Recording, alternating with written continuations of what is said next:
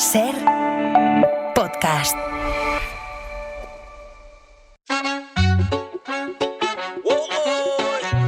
Hoy por hoy Magazine. Nadie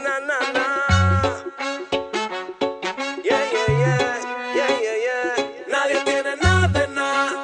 Ser podcast. Si falta la bola, dime qué te queda. Solo quiero un día más para soñar. Acaba de aparcar Antonio Martínez Asensio el bibliobús a las puertas de este castillo del Bilbil en Benalmádena. Antonio, ¿qué tal? Muy buenos días. ¿Qué tal? Buenos días. ¿Has aparcado bien? Lo he metido en un aparcamiento, por si acaso. Ah, vale. No te fías de ti mismo. Porque siempre que salimos te ponen multas. Claro. Has hecho bien. Ya saben que en Los Bolos, los viernes, hay biblioteca siempre con Antonio Martínez Asensio, y cuando salimos fuera, la biblioteca se convierte en bibliobús para acercar los libros a todos los lugares a los que vamos, y hoy estamos en Benalmádena, en Málaga. Esta es tierra de letras y estos espacios costeros son muy inspiradores. Y hablando de inspiración, ¿hay algo de la actualidad malagueña que te haya llevado a los libros de los que vamos a hablar primero? Pues mira, yo sobre todo una noticia, ¿no? Una noticia que leí, que parece ser que el Ministerio de Cultura va a dejar fuera de los actos de celebración de la generación del 27, que se celebran dentro de 2 años, y va a dejar fuera a Málaga.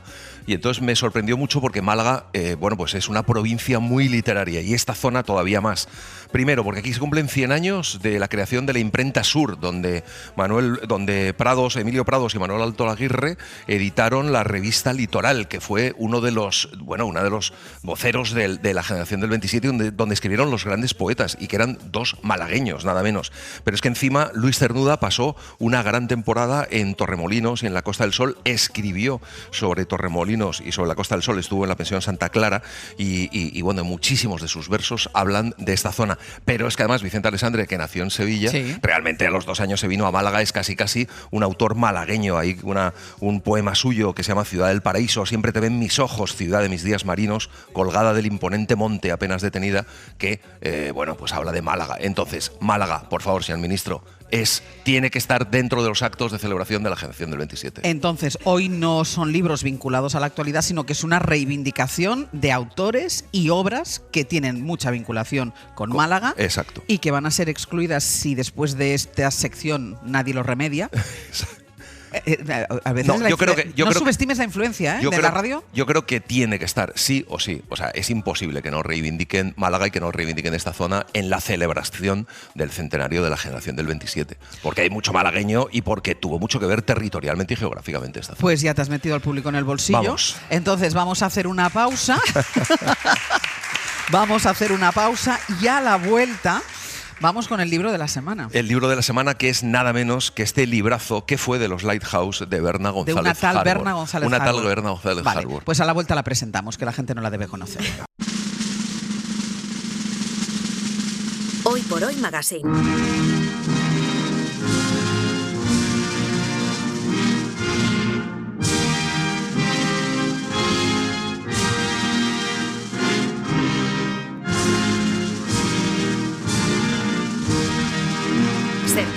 Todos o casi todos los presentes sabían que la familia Lighthouse había regresado de África cuando se perdieron las colonias, cuando Tanzania aún era Tanganica, que lo hicieron con el cargamento preceptivo de muestras y documentos sobre los bacilos, bacterias y virus que el patriarca de la familia había investigado en el ganado local, y con buena parte del equipo que le había acompañado.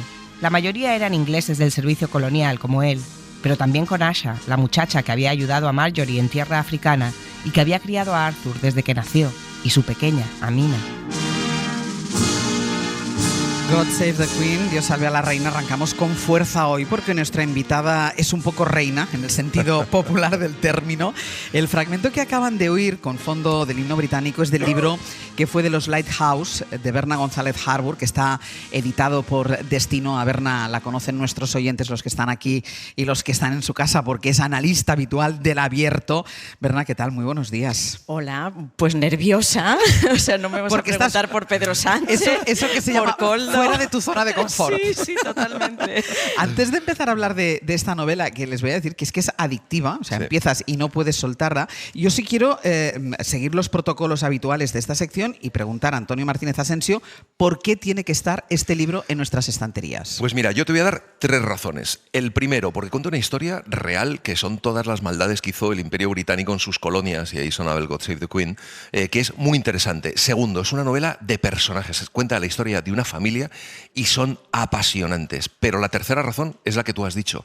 Yo el otro día, a las 2 de la mañana, dije, a ver, Martínez, que te tienes que ir a dormir, que dejes de leer, porque no puedes dejar de leerlo. Empiezas a leer y es magnífico como está escrito y sigues y sigues y sigues, te va llevando de un capítulo a otro y es una delicia de lectura. Razones no faltan para leer este que fue de los Lighthouse. Hace unos días, Berna, leí en una entrevista que decías que casi todos tus libros hasta ahora eran muy González y este es el más Harbour. Es quizá porque, aunque los personajes, aunque la ficción está muy presente, es la protagonista de la trama, en la base de todo está tu familia materna. Sí. Esa fue una frase de mi editora que ya al final del proceso de repente me dice, tengo la sensación de que habíamos conocido tu González con la comisaría Ruiz, con otras novelas mías, y de repente estamos conociendo a tu Harbour. Y efectivamente los Lighthouse son un poquito los Harbour, en el sentido de que, claro, mi madre es inglesa, media familia mía es inglesa, mi infancia transcurrió muchas veces en Inglaterra y parece que le debía algo o que me aportó algo toda esa Inglaterra que me fascinaba de niña, porque yo salía de esa España en blanco y negro que era la nuestra, Ángels, que tú y yo todavía hemos conocido el franquismo y esa España en blanco y negro, y para mí Inglaterra era fascinante, todo colorida, todo caramelos diversos, no el regaliz que vendían en España, sino todo tipo de cosas coloridas, etcétera. Y con el tiempo, con las décadas, se ha ido dando la vuelta, ¿no? Y España ha ido a mucho más e Inglaterra ha ido a mucho menos. Pero de hecho, una de las protagonistas lo verbaliza en el libro, una que hace el trayecto al revés. De todas formas, algo habrá habido que encendió esa chispa. Al final, en los agradecimientos dices, gracias a mi hijo que tuvo una gran idea. ¿Cuándo de repente dices, bueno, ahora tengo que contar la historia de la familia? Mira, la verdad es que hay muchos detonantes en una novela, como bien sabéis, y el primero es el entierro de mi abuelo en el 2000, yo aquí lo he situado en el 2016, en que yo veo que, primero, dos cosas me llaman la atención. Primera, los nietos españoles llorábamos a jarros, o sea, a jarras, y los nietos ingleses, mis primos, no lloraban ni uno. Y yo decía, ¿pero esto qué es? Y entonces es que los Lighthouse no lloran. Eso, y entonces esta es una frase de la novela. Los Lighthouse no lloran en público, claro, ¿no? En privado ya. Entonces se ve que venían llorados de casa. Los españoles no sabemos hacer eso, ¿no?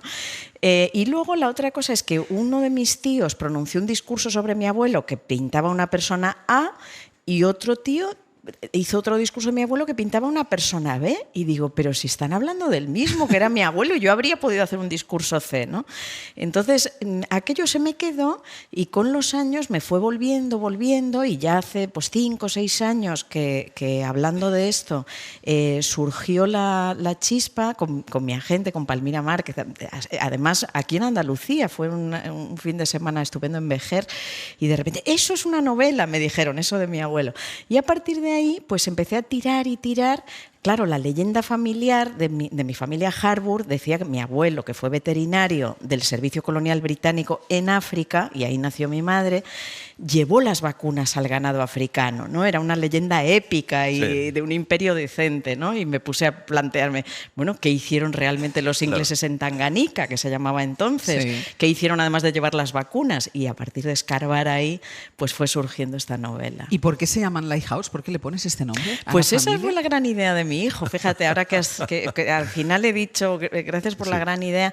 No, porque yo quería un apellido relacionado con Harbour, que Harbour es puerto, como sabéis, algo marítimo, y de repente surgió Lighthouse, que no parece muy sonoro, muy novelístico, pero es que lo tenía todo, porque es el faro que ilumina, o sea, Lighthouse es faro y es que ilumina una familia, y de hecho el lema de la novela es ¿qué ocurre cuando se apaga la luz que ilumina una familia de bien, ¿no? Claro. Y cuando se vuelve a encender. Y el faro es esa luz que te ilumina pero que también desaparece, ¿no? Y bueno, esta es una novela de secretos, de oscuridades, de luz y de falta de luz. Y que hay muchos secretos que no debemos contar porque la gente también lo va a ir descubriendo al final, que hay grandes secretos que no podemos desvelar. Pero evidentemente no es la historia de tu familia, hay una historia que no es ficción tampoco, pero que cuentas realmente lo que ocurrió en Tanganica y construyes, ¿no? ¿Quiénes son los Lighthouse, no? Sí, efectivamente. O sea, digamos, la familia son los cimientos de los personajes, de esos personajes que has citado. A partir de ahí yo construyo, es como si te compras un castillo, unas ruinas, y dices, bueno, pues tengo unas ruinas de un castillo, pero a partir de aquí construyo yo. Y aquí estamos precisamente en Benalmádena, ¿no? En un castillo centro cultural. Y entonces lo que he construido, claro, ahí ya poniendo pintando mis paredes, mis ventanas, mis cortinas, etcétera. A partir de ahí es ficción, pero sustentada en los hechos reales que investigué. Iba a decir, en Londres, hay un trabajo de investigación, te lo pregunté ayer, hay un trabajo de investigación muy minucioso detrás de la novela. O sea, hay una parte que tú te suena de tu historia familiar, como decías, y que arranca en ese funeral que también se ve reflejado en la novela, pero después de ahí, tú trabajas mucho en la investigación de esto. Sí. O sea, hay esa base, hay imaginación para la trama y los hechos históricos, ¿cómo los investigo? Pues efectivamente me fui al Archivo Nacional Británico en Londres, cerca de Kew Gardens, y ahí me planteé qué hicieron los veterinarios en Tanganica en los años X, ¿no? Y bueno, después de muchas vueltas, porque es difícil investigar, pero fui sacando carpetas, y te vas encontrando, ya no mi pobre abuelo, el pobre que era un bendito, ¿no? Sino qué hicieron y te vas encontrando atrocidades. Hay una cosa que acabas de decir, por no desvelar muchas cosas del libro, dices, es muy difícil investigar. Esto también está escrito en el libro, que es muy difícil investigar, como que casi no quieren que investigues. ¿Esto te lo encontraste en realidad? Sí. Eso, o sea, cuando llegas, claro, yo no soy historiadora, soy amateur, pero como muchos familiares de víctimas keniatas, africanas o de Caribe o de todas partes, que van y lo primero dicen, quiero saber qué hay de fulano.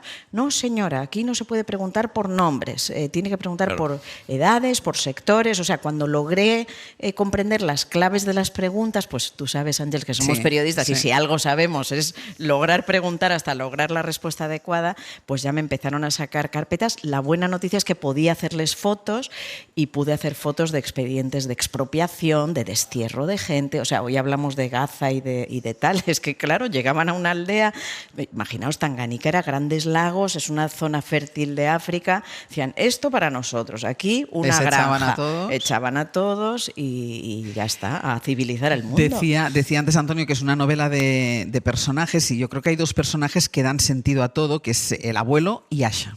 Hay algo que quiero dejar a nuestra querida Asha, que tanto ayudó a Marjorie en Tanganica y luego en Inglaterra, que tanto nos ayudó a todos, que nos acompañó dejando atrás a su familia y su país, que contribuyó a criar nuestros hijos, que vivió cosas que no deberían haber ocurrido, que no siempre vio recompensada su entrega. En recuerdo de esa entrega, querida Asha, te lego mis diarios. Sé que esto será difícil de entender para mis hijos, pero es mi voluntad, y los puedes quemar, los puedes guardar o los puedes leer. Tú serás la única dueña de mis secretos, porque mereces conocerlos. Siempre gracias, siempre perdón. Everett Lighthouse. Claro, este es el momento clave tras el funeral de Everett, que es el abuelo. No hay testamento, pero sí hay un cuaderno con las últimas voluntades. Hace unas donaciones un poco surrealistas todas ellas, y dona los diarios, lo que él ha ido anotando durante toda su vida, a la que entonces era una niña, a la mujer que han tenido a su servicio, una mujer africana de Tanganica, que han tenido a su servicio durante todo este tiempo. ¿Por qué inquieta tanto a la familia que sea ella, la mujer del servicio, la que se quede con los diarios? Bueno, efectivamente ese es el detonante que va a sorprender a todos y que les va a enfrentar a los hermanos. ¿Y por qué? Bueno, pues porque tras esa fachada de perfección, de familia brillante, de familia decente, de familia de bien, pues se ocultan secretos, se ocultan oscuridades que ni ellos mismos conocen, ¿no? Igual que hablábamos antes de que no lloran en público, pues de repente, que salga de la familia a ver qué esto, va a pasar aquí. Que a saber qué hay. La preocupación de algún hermano, concretamente de uno que es muy crápula y vividor, que a mí me encanta, es que en esos diarios haya algo sobre él, porque trapos sucios los tiene todos, ¿no? Y no saben exactamente qué va a haber. Y Asha, la criada, es la única que comprende, ya es mayor, va encorvada, es prácticamente analfabeta, ha sido, y es la que se los lleva, ¿no? Entonces, este es uno de los momentos paradójicos en que esa mujer casi analfabeta, torcida por el trabajo de la vida, se va a llevar las cajas y además no quiere que nadie la ayude, ¿no? Pero te tengo que decir que ese es un momento hilarante de la novela, o sea, porque la herencia a cada uno le da lo que no le corresponde. Al que es ateo le deja una virgen, al que... todo cambiado, ¿no?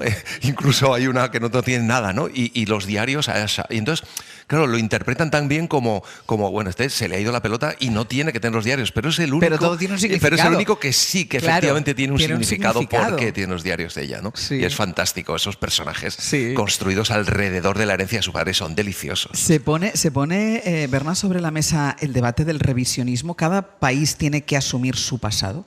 Yo creo que sí, o sea, esta es una novela al final de conocimiento de la verdad, de dónde venimos, de dónde vengo yo, de dónde venimos todos, ¿no? Y yo creo que en el debate, a veces el debate se simplifica mucho, como todo, hay que pedir perdón, no hay que pedir perdón. No es ese el debate.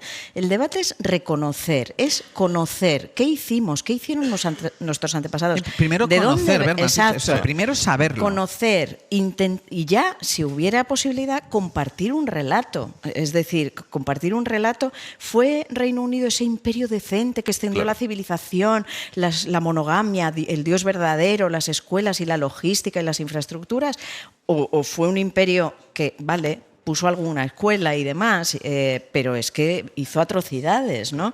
Eso sí, siempre con el Sí. oporto en la mano y la sonrisa. Pero eso lo cuentas ¿no? muy bien también, porque está esa otra generación que a mí me ha apasionado también, esta mujer, Anne Elizabeth, que de alguna forma es la británica actual, ¿no? El mundo actual, que está muy concienciada, que es periodista, que investiga, que es la que investiga el colonialismo. Y a mí me ha apasionado también la nieta de Asha, que aunque vino de allí con su, bueno, que ha nacido ya lógicamente en Inglaterra, pero que representa absolutamente la inglesa de hoy en día, ¿no? Claro, en algún momento se dice Asha, es esta vieja criada, como en su juventud hacía esfuerzos por alisarse el pelo, Sí. y al revés, la nieta de él hace Reivindica sus esfuerzos rizos. por la afropeidad que llaman, ¿no? Sus Sí, rizos, sí. cuanto más altos, cuanto más africanos, y en algún momento le va a decir a un personaje, si yo soy tan inglesa como tú, Exacto. o sea, compro en Sainsbury como Quality Streets o escucho a los Beatles, ¿no? Claro. Subyace en el libro la idea de que el mundo es mejor gracias a Inglaterra, que ellos llevaron la civilización para acabar con la barbarie, que las independencias coloniales han perjudicado a los que en su día eran los colonizados. La Union Jack había llegado a todos los confines, y eso, la certeza que da opulencia, había sembrado un orgullo de época que los hijos heredaron, y los nietos. Que decenas de países hubieran ido conquistando la independencia no les afectaba. Que hubieran llovido denuncias de explotación, maltrato o asesinatos les resbalaba. Que sus propias fortunas se hubieran desvelado sucias, de origen sangriento, también. El mundo había sido mejor gracias a Inglaterra, y de esa convicción nunca se iba a apear. El orgullo británico, Berna, sigue muy presente hoy todavía.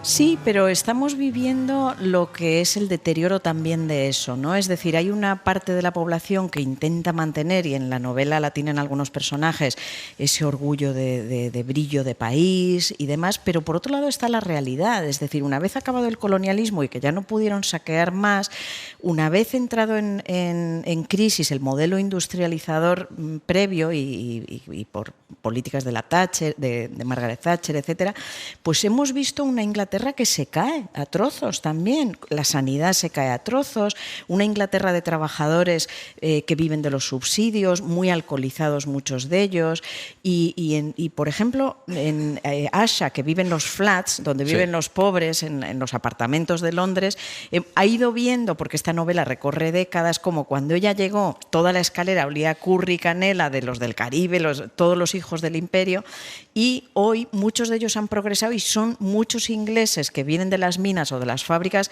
los que la habitan, y alcoholizados, deteriorados. Entonces, Inglaterra yo creo que está viviendo ese choque del brillo de su pasado exagerado con la realidad del presente deteriorado, y eso es el momento Lighthouse, eso es el momento Brexit, y ese es el momento España y Estados Unidos y Europa. Es decir, es una novela que intenta retratar un modo de polarización y de deterioro de nuestras sociedades. Claro. Y hay un capítulo incluso que se titula así, que tú hablas del bien superior, ¿no? Cómo todo se hacía por un bien superior, y cómo esa lección también los hijos la han aprendido, ¿no? Y cómo recuerdan que al final, bueno, incluso también en su educación han ocurrido muchas cosas que también están justificadas, ¿no? Como por un bien superior, ¿no? Sí, ahí está una anécdota que fue real de mi abuelo, y que es uno de los hijos que recuerda cómo fue a ver al padre que trabajaba con animales ya en Inglaterra, y le echó una nube de mosquitos, decía, esto es para salvar a los animales, y el pobre ve que el conejo se queda seco, se ¿no? muere.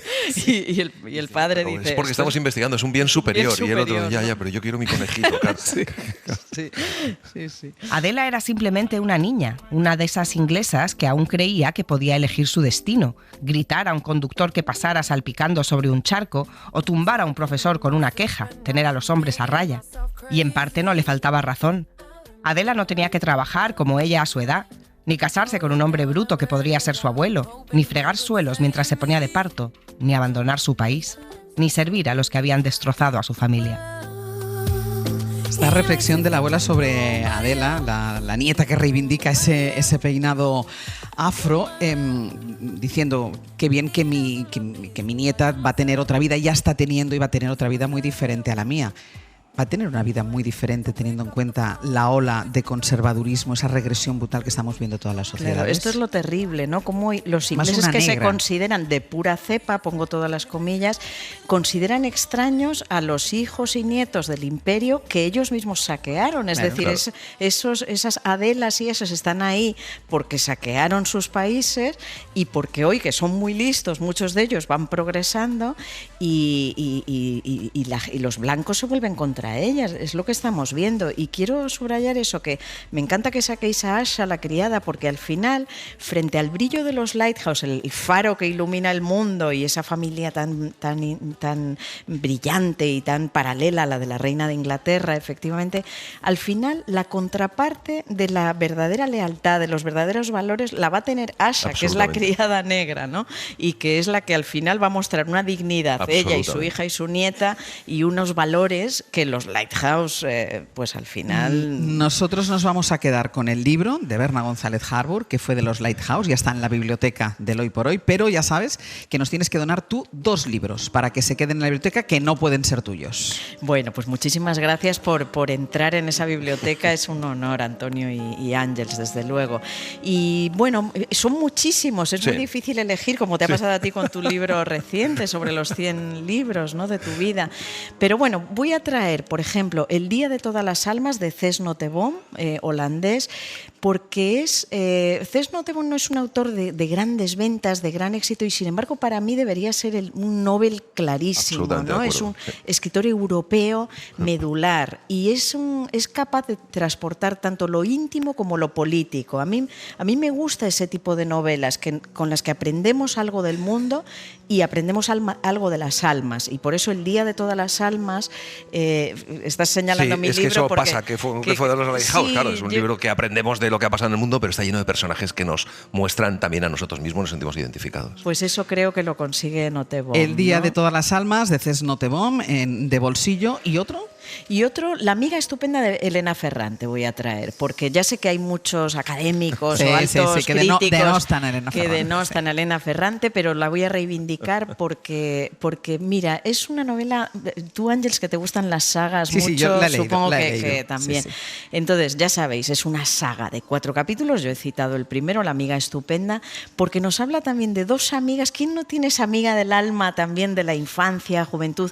Y los caminos van distintos, ¿no? Y entonces nos lleva a un barrio de Nápoles, a un entorno muy violento, muy verdadero, muy de posguerra, y nos va a llevar a décadas, a las luchas de estas 2 mujeres por sobrevivir, cada una de forma muy opuesta y radicalmente opuesta, pero son las luchas por sobrevivir, ¿no? Y supongo que tiene también un poco de eso, de lo íntimo y lo político. La amiga estupenda de Elena Ferrante, que cuando lean el primero tendrán que leer toda la saga, que está en Lumen.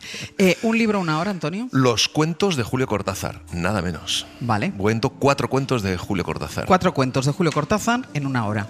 Berna González Harbour, que fue de los Lighthouse, muchísimas gracias. Pues gracias, Ángels, qué generosos. Nos ha encantado, y nos ha encantado que hagas este paso a la segunda parte del programa para hablar de este libro fantástico.